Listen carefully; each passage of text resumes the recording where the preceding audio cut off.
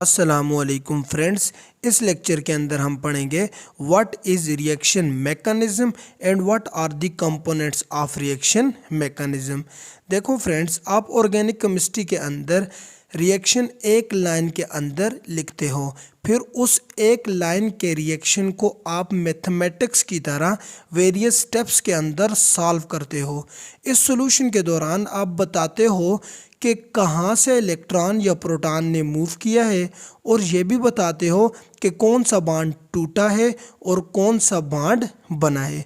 जो bond chemistry के अंदर टूटते हैं उनको बोलते हैं ओल्डर बॉन्ड्स, और जो बॉन्ड न्यू बन के आते हैं केमिस्ट्री के अंदर उसको बोलते हैं न्यू बॉन्ड्स। तो देखो, मैंने आपके लिए डेफिनेशन लिखी है कि a chemical reaction mechanism is basically stepwise sequence similar to mathematics of a reaction, जो कि किसी भी किसको होते हैं, रिएक्शन को होते हैं, that greatly explain, जो कि किसको एक्सप्लेन करता है कोई what happens in the reaction, के रिएक्शन के अंदर क्या हो रहा है, किसकी फॉर्म में हो रहा है, तो आगे खुद बता रहे हैं in the form of electron or proton movement and breaking of older bonds and formation of new bonds is called reaction mechanism।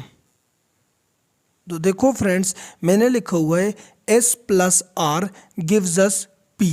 तो what is S, what is R and what is P। ये जो S लिखा हुआ है friends, इसका मतलब होता है सबस्ट्रेट, और जो R होता है इसका मतलब होता है अटैकिंग ग्रुप। जो P है इसका मतलब होता है प्रोडक्ट, यानी जो आपके पास बन के आते हैं। अब व्हाट इज सबस्ट्रेट वो चीज़ होती है जो रिएक्शन मैकेनिज्म के दौरान आपने पहले से ली होती है। यानी कि जैसे में आप अल्केन ले लो, अल्कीन ले लो, अल्कोहल ले लो, एल्डिहाइड्स ले लो, कीटोन ले लो, ये सारी की सारी चीज़ें क्या आएंगी, substrate. What is R is attacking group. अब रिएक्शन मैकेनिज्म के दौरान जो अटैक करने वाला होगा वो अटैकिंग ग्रुप या तो इलेक्ट्रॉन हो सकता है, या वो इलेक्ट्रोफाइल हो सकता है, या वो न्यूक्लियोफाइल हो सकता है, या वो फ्री रेडिकल हो सकता है, या वो कोई भी इलेक्ट्रॉन डेफिशिएंट कंपाउंड हो सकता है। इलेक्ट्रॉन डेफिशिएंट कंपाउंड से मुराद है यानी जो भी Lewis acid like AlCl3, it is a electron deficient compound. या अटैकिंग ग्रुप प्रोटॉन भी हो सकता है। प्रोडक्ट क्या है, जो आपके पास इन दोनों के कॉम्बिनेशन से बनकर आएगा वो आपके पास प्रोडक्ट होगा। फ्रेंड्स, जो हमारे पास नेक्स्ट पार्ट है इस वीडियो का वो है हमारे पास कंपोनेंट ऑफ रिएक्शन मैकेनिज्म। तो एक reaction mechanism basically consist of following 5 component. 5 components पर रिएक्शन मैकेनिज्म मुश्तमिल होते हैं। सबसे पहला क्या है, उसके अंदर रिएक्टेंट्स होंगे एंड प्रोडक्ट्स होंगे।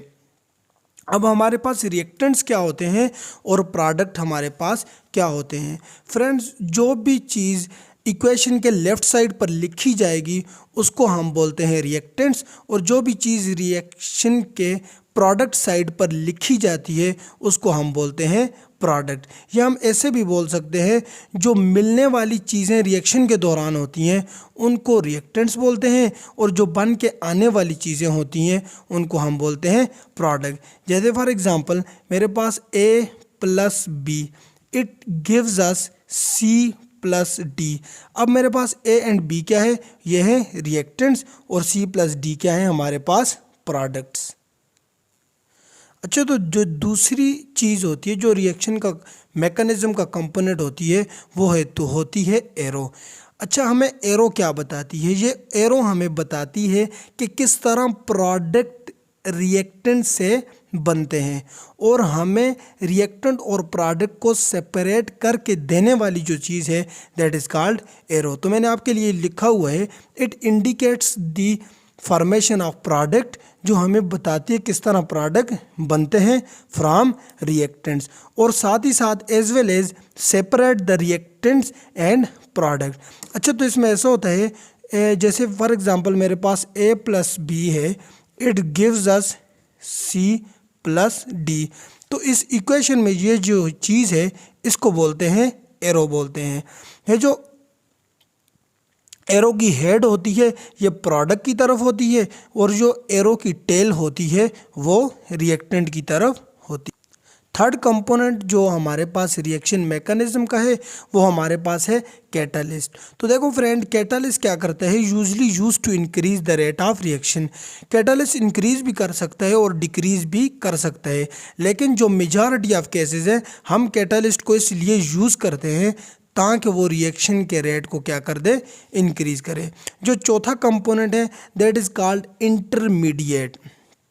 देखो फ्रेंड्स, इंटरमीडिएट किसी रिएक्शन में हो भी सकते हैं और नहीं भी हो सकते। तो देखो मैंने इसीलिए लिखा है 0 और मोर, मतलब या तो होगा ही नहीं, या तो मोर का मतलब है 2 होंगे, 1 होगा, 3 होंगे, 4 होंगे, अप टू सो ऑन। तो what actually is intermediate, reaction के दौरान जो इंटरमीडिएट बनता है वो होता क्या है। ये जो इंटरमीडिएट होता है ये बहुत ही कम वक्त के लिए बनता है, तकरीबन 10⁻⁻⁹ सेकेंड्स, 10⁻⁻⁹ सेकेंड्स के लिए होता है। तो इसको हम ऐसे बोल सकते हैं, reaction intermediate form during a reaction and their life time is less than 10⁻⁹ second. अब हमारे पास रिएक्शन इंटरमीडिएट कौन कौन से हो सकते हैं।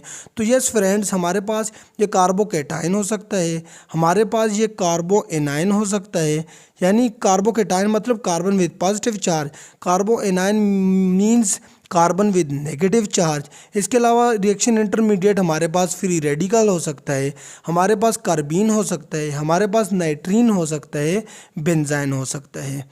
जो हमारे पास friends last component of reaction mechanism है वो है कि in some of reaction pressure, temperature, heat, light is also a component of reaction mechanism. के रिएक्शन के मैकेनिज्म में बाज़ औक़ात क्या होता है, आप देखते हो कुछ रिएक्शन नहीं हो पाते क्योंकि जो आपने प्रेशर दिया हुआ है, टेम्परेचर दिया हुआ है, हीट दिया हुआ है, ये लाइट है, तो उसकी प्रेजेंस में नहीं हो सकता। सो आपको क्या करना पड़ता है, किसी एक्सटर्नल सोर्स से आपको उसको प्रेशर मेंटेन करना पड़ता है, टेम्परेचर देना पड़ता है, हीट देना पड़ता है ताकि वो रिएक्शन स्टार्ट हो जाए।